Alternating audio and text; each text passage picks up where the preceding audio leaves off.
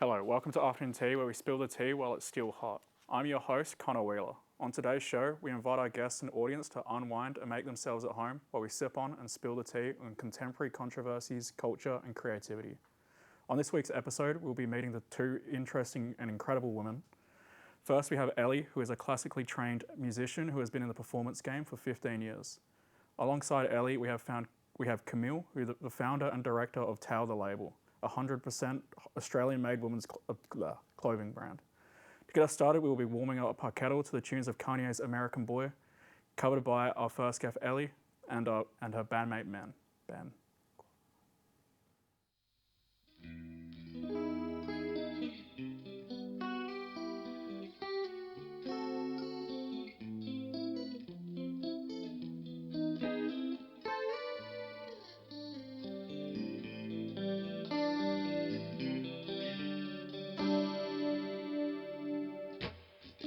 It's the #1 champion sound, yeah, still about to get down. We're the hottest in the world right now, just touched down in London town. Bet they give me a pound, tell them put the money in my hand right now. We need more seats, we just sold out all the floor seats. Take me on a trip, I'd like to go someday. Take me to New York, I'd love to see LA. I really want to come kick it with you. You'll be my American boy, American boy. He said, hey sister, it's really, really nice to meet ya. I just met this 5'7" guy who's just my type. I like the way he's speaking, his confidence is peaking. Don't like his baggy jeans, but I might like what's underneath them. And no, I ain't been to MIA. I heard that Cali never rains and New York's wide awake. First let's see the West End, I'll show you to my brethren. I'm liking this American boy, American. Take me on a trip, I'd like to go someday. Take me to New York, I'd love to see LA. I really want to come kick it with you. You'll be my American boy, American boy.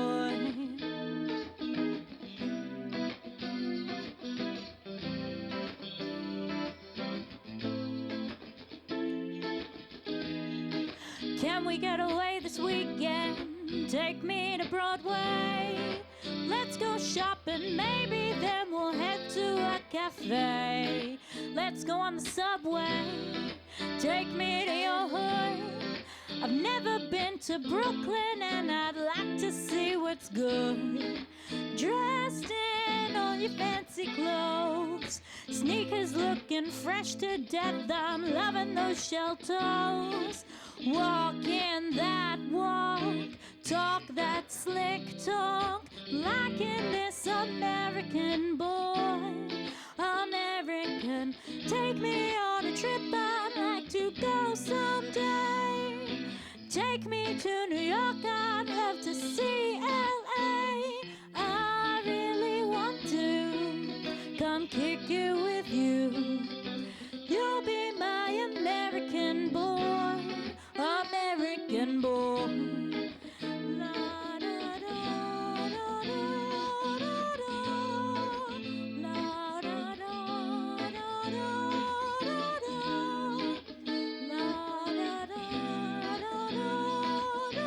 You'll be my American boy, American boy.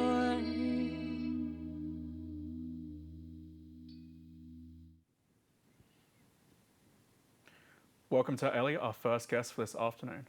How are you, Ellie? Not bad, how are you? Yeah, not too bad. What a wonderful performance that was. Oh, thank you very much. So I've been told that you've been in the performance game for 15 years. How did you get into it?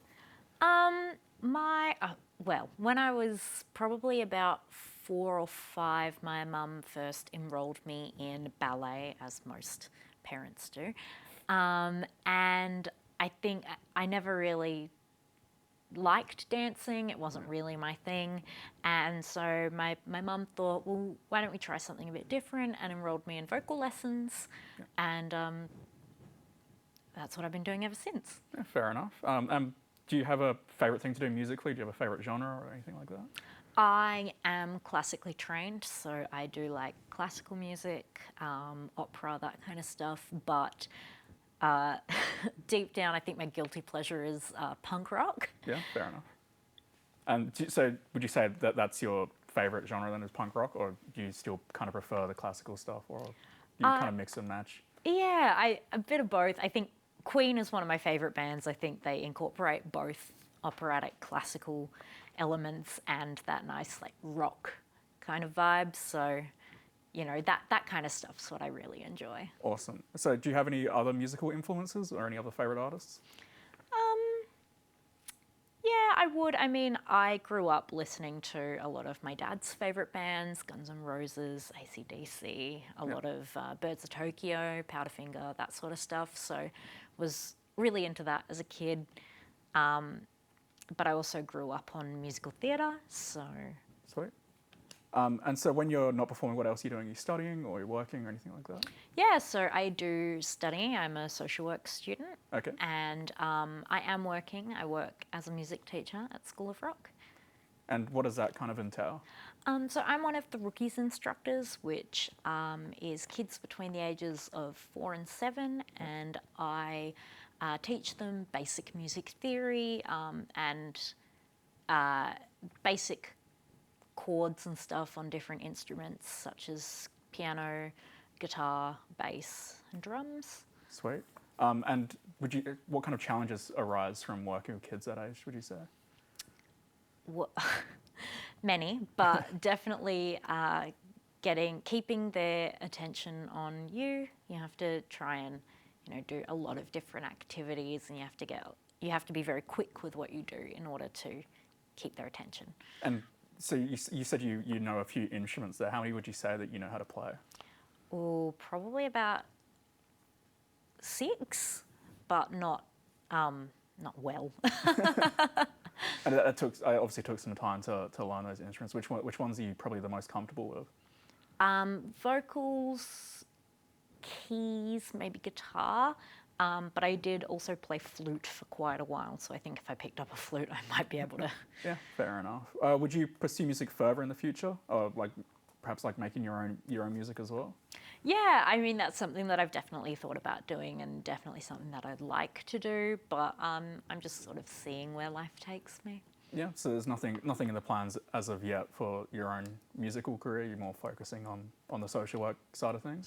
Yeah, I think so. I mean, I've looked at starting my own band and stuff, but it's really hard with work and studying to try and... And do you find that the combination of the social work with the School of Rock stuff, does that kind of, I guess, coexist, and you can kind of work with both of them together, or is it a bit of difference there? There is a bit of a difference, but we do a lot of work with early childhood and stuff, working with children as part of my degree. Yeah. So I think it has helped, but ultimately they are two very different things. Yeah. Was working with children something you'd like to pursue more, or is there other aspects of social work that interest you? I love working with children. I really don't plan on not working with children, but I think my main goal is to work in corrections and drug and alcohol rehabilitation. And do you think music can help you with that in the future, or? I think music therapy is very important and probably very helpful. I don't know at the moment how that would fit in with where I want to go career-wise, but definitely something I can look at. Awesome. Well, there you have it. That's the incredible Ellie. Now we'll be introducing Perth's first 100% Australian-made clothing brand, Towel the Label. Towel is entirely manufactured and designed in Western Australia. When designing and naming their pieces, they take inspiration from Australian places and landscapes. Enjoy.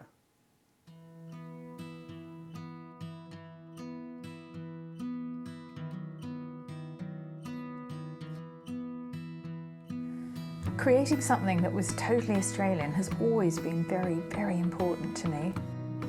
Although I was born in WA and I am a fifth generation West Australian, at the age of 12, my family moved to the UK and I was brought up there. This didn't stop me from feeling 100% Australian, but it also influenced me in many ways. I began to see how the rest of the world viewed Australia. And what became very apparent over the years was that common misconceptions about this country were not being dispelled. Australian women especially were not being recognised for the intelligent, sophisticated people they are, and often being dismissed as merely beachy and boho.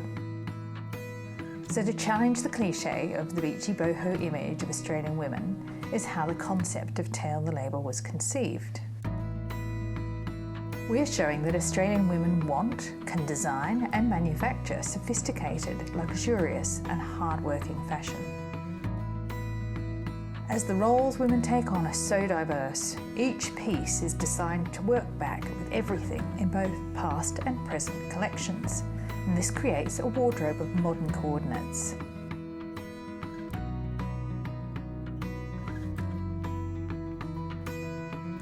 The quality of the fabrics we use is paramount, as is the precision construction of each garment.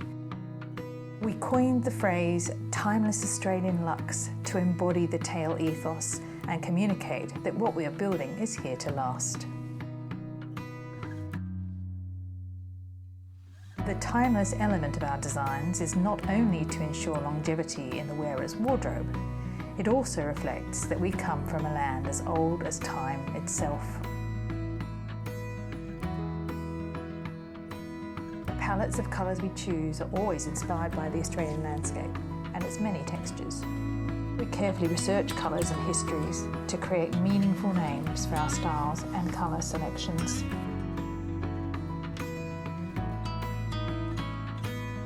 Australia truly is interwoven in every element of our design and creative process. We have created a story, a tale, if you will, for the evolving, strong and timeless Australian woman.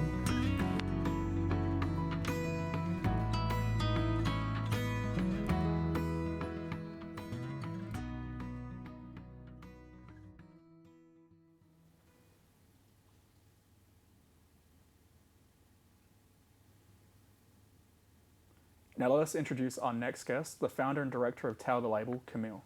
Camille, welcome to the show. Thank you so much. Thanks for having me. What an amazing project you've been working on.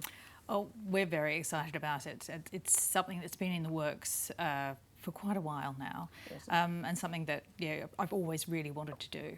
And what inspired you to create Tail the Label? Look, there were quite a few things really. I was born in Western Australia, but I was actually brought up in the UK. Yeah. And that experience really gave me a very good insight as to how the world sees Australia, and particularly Australian women. Yeah. There are lots of stereotypes, and I just felt that we really needed to show that particularly Australian women were a lot more than what the world thought we were. Yeah. So we often present ourselves or project ourselves through the clothing that we wear. Yeah. And so creating an entirely Australian-made and inspired fashion label felt the right thing to do to Awesome. try and dispel some of those myths. And how much work is involved in creating an entirely Australian-made brand? Oh gosh, an awful lot, in all sorts of different ways. I mean, anything that really involves an intense creative process is going to be time-consuming and quite taxing in certain ways. So it really is everything we do, from the concept of the garments that we create to the palette of colours that we include, to how we name our collections and our colours. Everything does take a lot of research, and it also is an eye-opener really about how little there is in this country still at the moment to assist ventures like mine. Yep. So that does make the process quite intense, and development time is quite extensive. So the time that you spend designing, looking for fabrics, for trims, for all sorts of things, people to help you create the vision, it is quite extensive. And so you're looking at, at least a year or so before you've even just started to cut fabric. And did you expect it to be as much work as it was? I knew it was going to be a challenge. I didn't expect it to be quite so difficult in certain areas. For example, I've mentioned fabrics, finding the right fabrics, finding the people that could actually put those garments together for us. That was a very difficult thing, but we persevered, and I have to say I'm really proud of the team we've put together and how we've managed to achieve what we've done so far. And why did you feel it was so important to make it an Australian-made brand? Well, I think if the pandemic has taught us anything, I think we ought to be more self-reliant as a country, and to be able to manufacture our own goods, and also to give opportunities for people to work and to develop their skills. That was very, very important. But I also think that, as I'd mentioned previously, my experience of being brought up overseas, it really made me think that we needed to change certain perceptions about Australia and about how sophisticated we are. And the fact that we're not all just beach and boho. There's a lot more to us than that, and that's why we decided to go down that route and produce something that it's definitely for this domestic market, but we've also designed it to be exported internationally. And where are you hoping to take Tao next?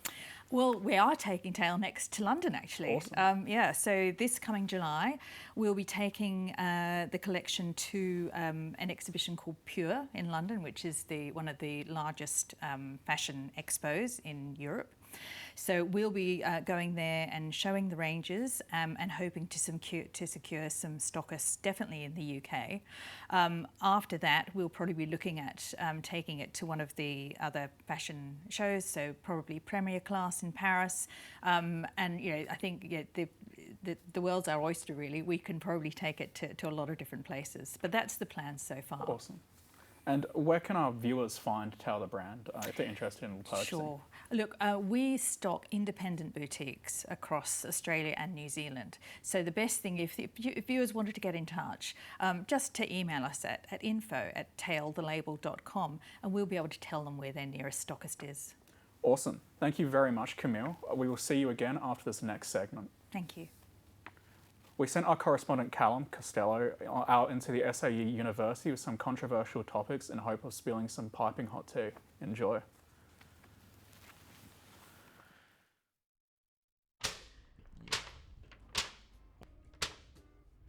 The Earth is flat. Changed my mind. We know that everything that the government tells us is in some essence a lie.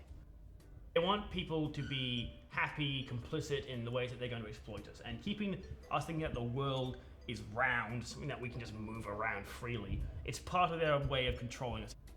I kind of agree with the government part, but I think isn't there a bunch of tests proving that the world is round? Nothing is real, so it can't be flat. How do you know that you're real? How do you know that you were not a figment of my imagination? So we're talking about solipsism here.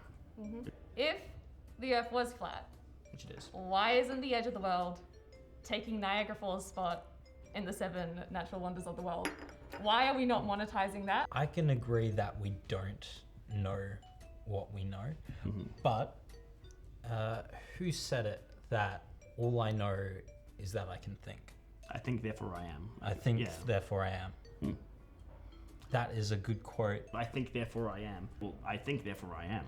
So do I. But I can't think you are. How I can't think you are. Exactly. So maybe I'm the only one that's real and you're all just illusions. And in that case, this world is just my creation. I am essentially, it's God. And I think that the world is flat. So boom, there it is. It has to be flat now. I think the Earth is round, so boom, it has to be round now.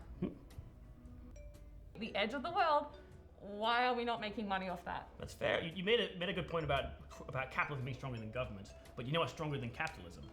What's that? God.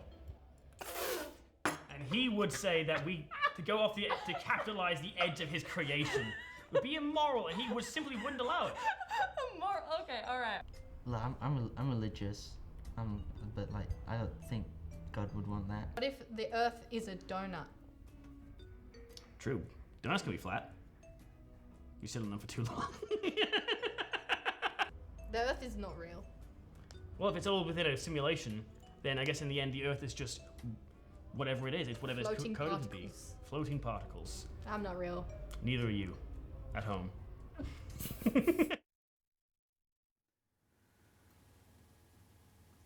Alright, now our guests will be playing a round of Truth or Tea, where the guests will either be sipping the tea or spilling it. Will our guests share their saucy secrets, or they save their face in this game of Truth or Tea?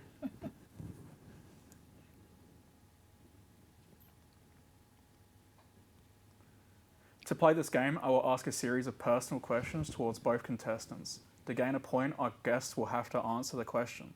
To avoid sharing their secrets, our guests can opt to instead sip on their tea, but this will cost them a point. However, if all contestants choose to drink after a question, it's story time, and all contestants will need to answer the question. Are you ladies ready? Oh, yes. Awesome. So what's the most money you've ever spent on a night out? $600. Whoa. I think I can beat that. It's well over 1,000. How does this happen? Okay, that's a lot more than I think I'd be willing to spend on a night out, but fair enough. Well, in my defence, I didn't just spend it on me. So shouting a few rounds. Yeah, exactly. Shouting a few rounds, a bit of food. Yeah, absolutely. Be some expensive cocktails if it was all on yourself. Yeah, a little bit, but no, it's that's how it panned out. Fair enough. What is the weirdest trend you've ever participated in? Oh, I'm looking to see if she's drinking it. I have no idea. I'm going to go with Frankie Says Relax on the T-shirts. That was, I don't know if you're probably too young for that. Frankie, that was a big trend. That was a big trend when I was a teenager. So yeah, Frankie Says Relax. I think I'd have to It's very much like queer culture and that, BDSM culture, right? That's right, yeah. So, fair enough. Yeah. And have you ever missed a flight? No. No, never. No, no. Feels a little bit less personal than the other questions, but we'll move on. That's exactly, that was a bit of a relief. What's the dumbest way you've ever injured yourself? Ooh. When I was Did Flavia like that question? I super glued my eye shut. Oh, how? I don't know. I don't actually. I was going through, we had this like cup, like pen holder, and I was like looking through it, and I pulled out some super glue, and I had the nozzle facing towards a piece of paper, but there was a hole in the back of it, and it went straight into my eye. Oh, wow. I was rushed to the ER. It was pretty hectic. But you're not blind now, though, so it all worked out. Well, that's questionable. And speaking of blind, have you ever been on a blind date? And if you have, how did it go? I've been on a blind date. I haven't.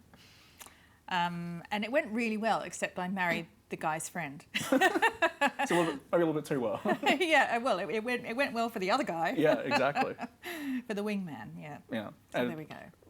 Not awkward now? You No. The blind date is actually godfather to one of our children. Oh, okay. So fair. yeah, it all actually went quite well, but just not the way it was planned. Yeah. Well, those things happen. It worked out for the best. And have you ever crashed a party?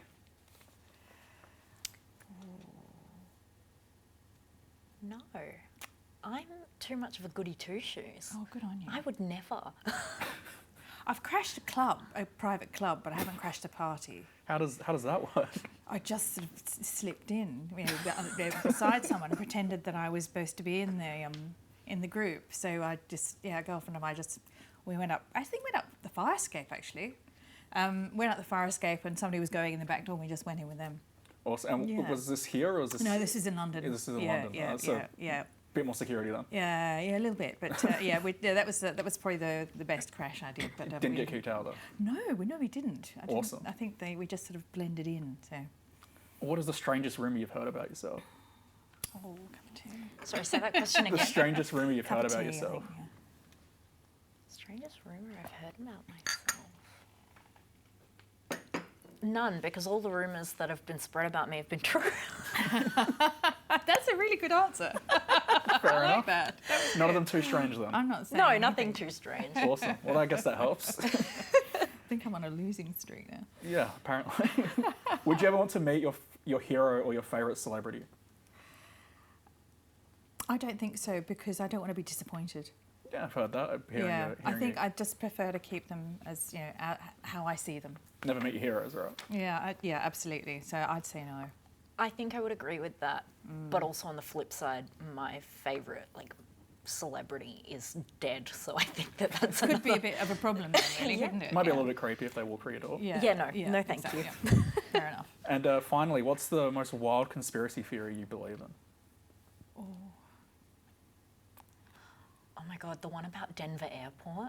I'm not sure if you guys. What's that? So there's like this theory that there's like an alien like bunker underneath it, and it's really hard to explain, but I've watched so many videos on it, and it's like they're building a new airport for no reason, but there's like they're hiding aliens and all kinds of crap. Yeah. Oh wow. You believe that? I don't want to admit that I believe it, but I'm really invested. I'm really invested. Awesome. So that's it for the questions. And I believe, Ellie, you are our winner. Oh my god, well done. Of course Very I good. am. Very We're good. just going to move to a I second. just have more to hide. We're going to move to a second game. It's a okay. little bit like a word association game, but instead we've got song association. Oh gosh, okay. So I will say a word, and the first contestant to sing a song with that word in it will win a point. Right. You also need to give me the name of the song. Okay. So we'll start with You might have a bit of an advantage on me on this. We'll start with an easy round first, and I guess the first word will be happy. Happy birthday to you. That Happy was birthday. very quick. Okay. Maybe a little bit too easy. We'll get a little bit harder. We'll go with about. I don't have anything. I don't have anything. Oh gosh. Pass. Okay, We're both passing on that we'll one. move to a different. I guess we'll go with beautiful then. You are beautiful in every single way. Beautiful by Christina Aguilera. Nice. Well done. Nice. And we'll step it up a little bit more. Go with Queen. Killer Queen by Queen. Oh, well done. Yeah, Yeah. you've got to sing it though. I have to sing it. Queen. There we go. Forgot how it goes. 2 bars. Can I have half a point for that? We'll split the points. Can we split the points? That's good. I think that's fair. What about woman?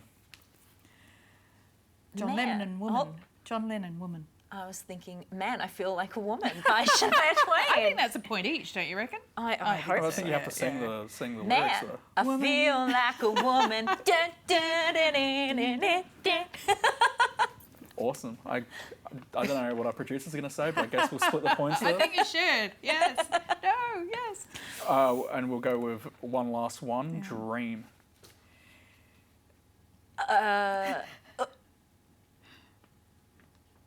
Dream a little dream of me. Very good. Ella Fitzgerald. Very nice. Sweet. Very nice. Well done. And I'm just waiting for our results.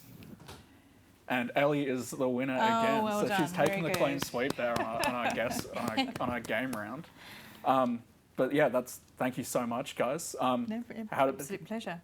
How did you feel about, I guess, being on your toes a little bit with the music? That was stressful. I know, it's always a bit of a blank space when someone asks you things like that, saying, what about this word? And of course, afterwards, then you'll think of every single song in the universe that has that song, that word in it. But there we go. We tried. Awesome. All right, folks, that seems to be all we have for today. Thank you, Ellie and Camille, for joining us. It's been a pleasure to you and to have you on the show. My name is Connor Wheeler, and this has been Afternoon Tea.